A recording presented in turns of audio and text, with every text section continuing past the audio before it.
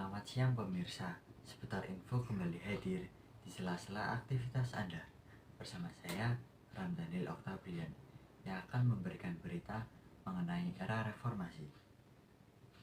Reformasi merupakan tatanan kehidupan lama dengan tatanan kehidupan baru dan menuju ke arah perbaikan.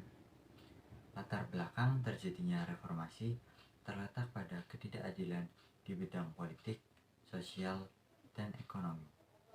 Pemerintahan yang dipimpin oleh Soeharto selama 32 tahun ternyata tidak konsisten dan konsekuen dengan munculnya Orde Baru. Adapun penyimpangan serta penyelewengan nilai-nilai Pancasila dan ketentuan dalam Undang-Undang Dasar 1945 di pemerintahan Orde Baru. Penyimpangan serta penyelewengan tersebut direkayasa untuk melindungi kepentingan penguasaan. Adapun penyimpangan pada masa Orde Baru meliputi berbagai krisis, antara lain krisis politik, hukum, ekonomi, sosial, dan kepercayaan. Gerakan Reformasi 1998 mempunyai 6 agenda, yaitu suksesi kepemimpinan nasional, amandemen Undang-Undang Dasar 1945, pemberantasan KKN, penghapusan difungsi ABRI, menegakkan supremasi hukum, dan yang terakhir, pelaksanaan otonomi daerah. Adapun agenda utama gerakan reformasi adalah turunnya Soeharto dari jabatan presiden.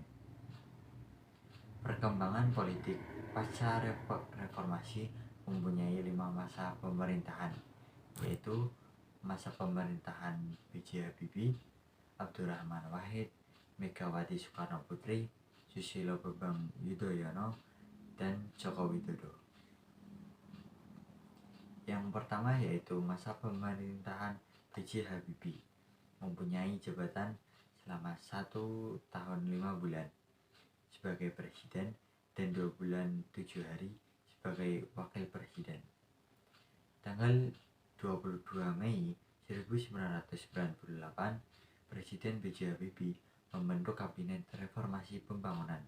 Kabinet ini berdiri dari berbagai elemen kekuatan politik dengan masyarakat seperti ABRI, partai politik Golkar, PP, dan PDI, unsur daerah, golongan intelektual dari perguruan tinggi, dan lembaga seadanya masyarakat. Reformasi B.J. Habibie dalam bidang politik antara lain dengan memperbarui berbagai perundang-undangan dalam rangka lebih meningkatkan kualitas kehidupan politik. Pada Mei 1999, Indonesia dan Portugal menandatangani paket otonomi Timur Timur untuk menentukan masa depan mereka. Jika paket itu diterima, maka Timur Timur tetap menjadi bagian NKRI. Namun jika ditolak, maka Timur Timur akan merdeka. Yang kedua yaitu masa pemerintahan Abdurrahman Wahid atau Gus Dur. Masa jabatannya yaitu selama 2 tahun. Kiai Haji Abdurrahman Wahid dilantik menjadi presiden pada 20 Oktober 1999 melalui sidang umum MPR dan berakhir pada saat dibentuknya Dewan Ekonomi Nasional pada 23 Juli 2001. Presiden Abdurrahman Wahid didampingi Wakil Presiden Megawati Soekarnoputri bekerja sama membentuk kabinet yang bernama Kabinet Persatuan Nasional. Kabinet ini diumumkan pada tanggal 28 Oktober 1999. Yang ketiga yaitu masa pemerintahan Megawati Soekarnoputri, mempunyai jabatan dari tahun 2001 hingga 2004 atau sekitar 3 tahun. Kabinet Megawati diberi nama Kabinet Gotong Royong.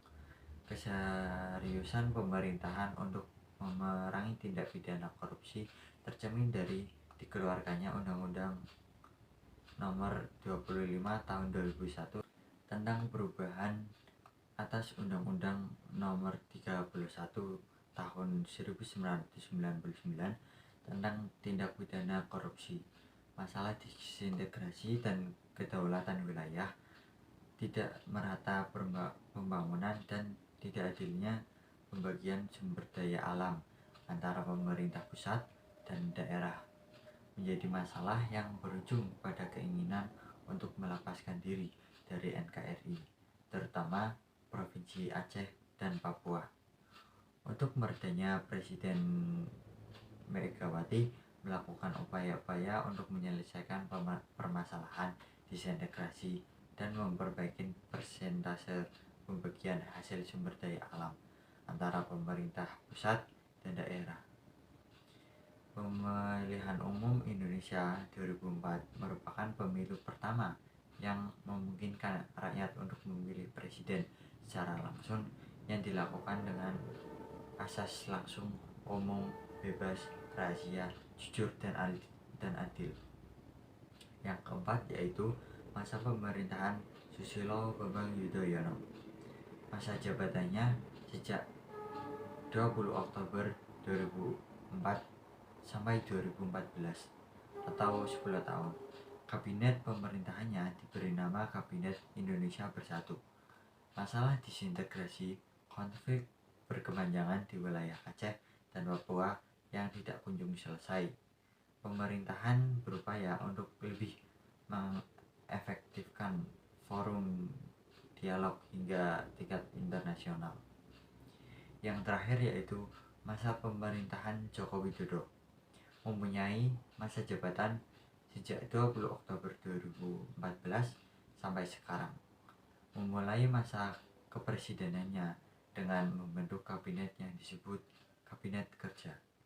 Kemudian dilakukan dengan menggagas program yang disebut Program Nawacita, yang merupakan 9 program mencakup visi misi presiden. Mungkin cukup itu saja yang dapat saya sampaikan. Kurang lebihnya mohon maaf. Jalan-jalan ke Amerika, pulangnya beli good time. Terima kasih atas perhatian Anda. See you next time.